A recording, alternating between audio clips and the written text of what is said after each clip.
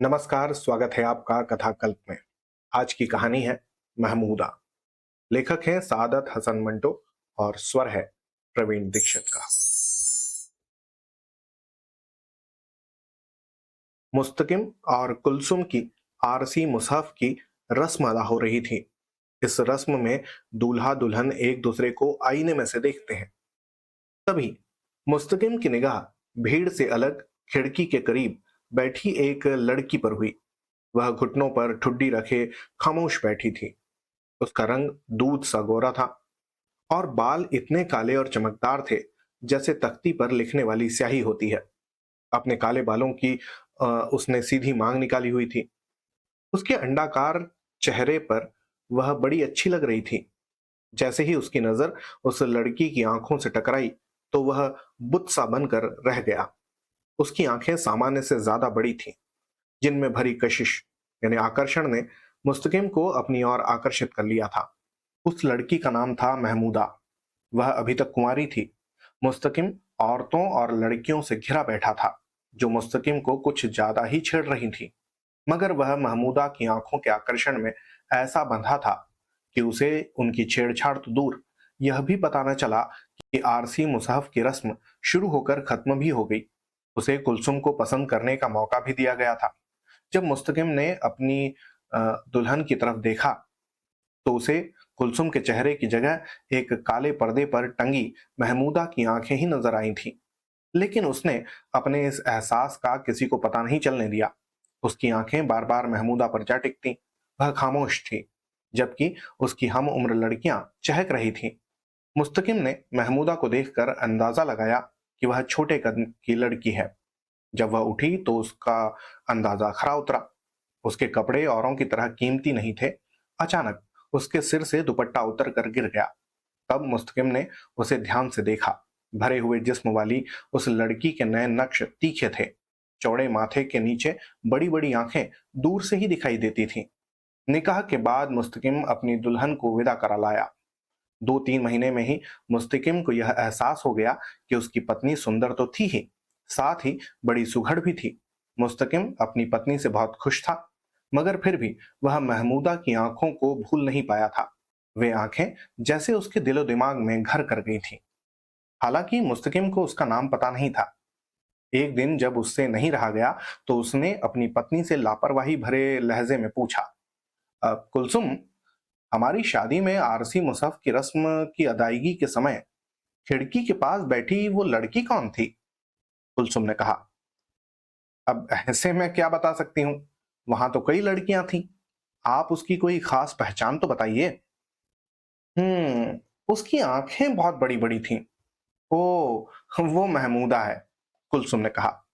उसकी आंखें बड़ी बड़ी हैं, उन्हीं से वह ज्यादा सुंदर दिखती है। महमूदा गरीब घर की लड़की है, बड़ी शरीफ और खामोशी पसंद। कल उसी की शादी थी। क्या? उसकी कल शादी हो गई? मुस्तकिम के दिल में कसक सी हुई। हाँ, कल उसी के लिए तो अंगूठी ले गई थी। अच्छा। हाँ, मगर मुझे क्या मालूम था वह वही बड़ी बड़ी आंखों वाली लड़की है। वैसे कहाँ हुई है उसकी शादी? अरे, अपने ही खानदान में हुई है। कुलसुम ने पान लगाकर मुस्तकिम को दिया और बोली, उसका शौहर रेलवे वर्कशॉप में नौकर है। पूरे 150 रुपया महीना मिलते हैं उसे। उसके घर वाले कह रहे थे कि वह भी महमूदा की तरह शरीफ है। मुस्तकिम ने पान चबाते हुए कहा, हम्म, खुदा ने बढ़िया जोड़ी मिला दी है। कुलसुम के मन में आशंका उभरने लगी कि आखिर क्या वजह है जो उसका शौहर एक गैर लड़की में इतनी रुचि ले रहा है। वह बोली, "हाँ, अजीब बात है, लड़की को एक झलक देखने पर भी आपको वह अभी तक याद है। अरे, क्या उसकी बड़ी बड़ी आंखें औरों से अलग नहीं? मुस्तकिम के कहने पर कुलसुम ने पान बनाने के बाद कहा, अलग तो है, मगर मुझे तो इसके अलावा उसमें कोई खासियत नजर नहीं आई। पता नहीं मर्दों की नजरों में कोई सादी सी चीज भी महत्वपूर्ण कैसे बन जाती है। कुलसुम के व्यंग पर मुस्तकिम ने चुप रहना ही बेहतर समझा। आगे बात न बढ़े, इस कारण वह मुस्कुराकर अपने कमरे में जाकर आराम कुर्सी पर लेट गया। उस दिन इतवार था और मुस्तकिम की छुट्टी थी। हर इतवार को वह अपनी पत्नी के साथ मैटिनी शो देखने जाता था। लेकिन महमूदा का जिक्र छिड़ जाने से उसका मन उदास हो गया था। उसने अपना मन बहलाने के लिए तिपाई पर रखी किताब उठा ली। वैसे वह उस किताब को 2 बार पहले भी पढ़ चुका था। मुस्तकिम ने किताब के पहले पन्ने पर नजर दौड़ाई, मगर उसको एक अक्षर भी समझ में नहीं आया कि क्या लिखा है। अक्षरों की जगह उसे महमूदा की आंखें ही दिख रही थी। इस पर मुस्तकिम सोच में पड़ गया। क्या कुलसुम का कहना सही है कि उसकी आंखों में कोई खासियत नहीं? फिर मुझे क्यों वे खास लगती हैं? मेरे मन में तो ऐसा कोई पाप भी नहीं है। फिर क्यों वे मुझे आकर्षित करती हैं? एक पल देखने पर ही वे आंखें मेरे दिलो दिमाग में बस गई थीं। ऐसा क्यों हुआ? फिर मुस्तकिम आज भी महमूदा के बारे में सोचने लगा। चलो, यह भी ठीक ही हुआ जो उसकी शादी हो गई। लेकिन मेरे दिल में यह टीस कैसी है? मैंने तो कभी नहीं सोचा था कि वह ताउम्र कुंवारी रहेगी, और न ही खुद उससे शादी करने की तमन्ना ही हुई। मेरा मन कभी उसे पाने के लिए नहीं मचला। फिर ये टीस कैसी है? पहले कभी उसे देखने की इच्छा भी नहीं हुई, फिर अब क्यों मन उसे देखने को मचल रहा है? अगर देख भी लिया तो क्या फायदा? उस पर मेरा हक तो है नहीं जो ले आऊंगा और उसकी आंखें छिपा कर रख लूंगा। फिर क्या है मेरे दिल की चाहत? मुस्तकिम अपने सवाल का जवाब न खोज सका। सच्चाई तो यह थी कि वह समझ नहीं पा रहा था कि महमूदा से उसका क्या रिश्ता है, क्यों वह उसके पीछे दीवाना सा हो रहा है। वह फिर सोचने लगा। महमूदा की शादी कल हुई थी, यानी जब मैं किताब पढ़ रहा था उस वक्त पता नहीं वो दुल्हन बनी अपने घर थी या अपने शोहर के घर। शरीफ बीवी को शरीफ पति मिला, 150 रुपया माहवार पाने वाला रेलवे वर्कशॉप में नौकर। बहुत खुशी की बात है। मेरी तो यही इच्छा है कि वह जहां भी रहे ताउम्र खुश रहे।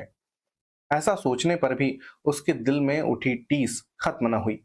आखिर मुस्तकिम मन ही मन बोला, मुझे महमूदा के बारे में सोचने का हक नहीं है। धीरे धीरे 2 साल बीत गए। इस बीच उसने अपनी पत्नी से महमूदा का जिक्र तक नहीं किया। हालांकि वह अपने शौहर के साथ बंबई में ही डोंगरी में रह रही थी। मुस्तकिम अगर चाहता तो उससे दूर होने पर भी मिल सकता था, मगर उसने ऐसी कोशिश नहीं की। फिर एक दिन कुलसुम ने ही उसका जिक्र छेड़ दिया। अरे सुनिए, आपकी चहेती महमूदा की किस्मत तो बड़ी खराब निकली। मुस्तकिम ने चौंक कर पूछा, क्यों? ऐसा क्यों कह रही हो? अरे उसका शौहर मौलवी बन गया है। कुलसुम ने पान लगाकर मुस्तकिम को दिया। उससे क्या फर्क पड़ता है? अरे वह घर बार से बेपरवाह हो गया है। हर समय ऊट पटांग मजहबी बातें किया करता है, वजीफे करता है, चिल्ले काटता है। महमूदा को भी कहता है कि वह भी फकीरी जामा पहन ले। हर समय खुद फकीरों में रहता है, काम धाम छोड़कर हाथ में तस्बीह यानी माला लिए बैठा रहता है।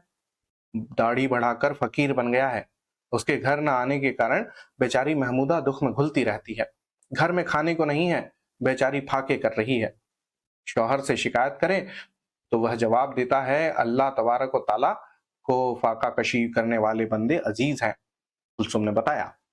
मुस्तकिम पानदान से छालियां निकालकर मुंह में डालकर चबाने लगा। फिर बोला, पागल तो नहीं हो गया वो? महमूदा को भी ऐसा ही लगता है, कुलसुम बोली। सफेद रंग के चोले पर बड़े बड़े मनकों वाली माला गले में डालकर घूमता रहता है। मुस्तकिम एक पान का बीड़ा उठाकर अपने कमरे में चला गया और आराम कुर्सी में बैठकर सोचने लगा। यह क्या अनहोनी हुई? ऐसे शोहर का क्या फायदा? बेचारी कैसे मुसीबत में जा पड़ी। लगता है उसका शौहर पहले से ही मानसिक रोगी था, अब उसकी बीमारी बढ़ गई है। या खुदा, महमूदा का क्या होगा? यहाँ उसका कोई भी नहीं है। माँ बाप से शायद उसने शिकायत की हो, मगर कुलसुम ने बताया था कि उसके माँ बाप तभी मर गए थे जब वह छोटी थी, और सारे रिश्तेदार लाहौर में रह रहे हैं। महमूदा की शादी में शरीक होने बंबई आए थे। शायद डोंगरी में भी उसका कोई पहचान वाला नहीं है। अगर होता तो उसे यूं भूखी न मरने देता। कुलसुम से कहूं कि वह उसे अपने घर यहां ले आए। तब दिमाग ने कहा, क्या दिमाग खराब हो गया है मुस्तकिम? होश की दवा करो। दिमाग की आवाज पर मुस्तकिम ने महमूदा के बारे में सोचने की एक बार फिर तौबा कर ली। दिन हफ्ते गुजरने लगे। एक दिन मुस्तकिम से कुलसुम ने बताया, अरे महमूदा का शौहर जमील था ना, वह पागल हो गया है। क्या? मुस्तकिम चौंका। हाँ, वह सारी रात जागता रहता है, जहां एक बार खड़ा हो जाए वहां से घंटों तक नहीं हिलता। बेचारी महमूदा रो रो कर जान खो रही है। मैं कल उससे मिलने गई थी, कई दिन से भूखी थी बेचारी। मेरे पास 20 रुपए थे, वो दे आई। ठीक किया।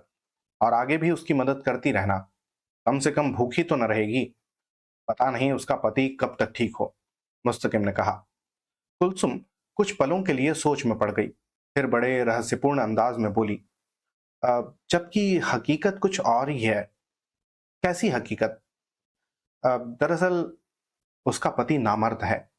अपनी इस कमी को खत्म करने के लिए पीर फकीरों से झाड़ फूक कराता रहा है अब तक, और अब पागलपन का नाटक कर रहा है।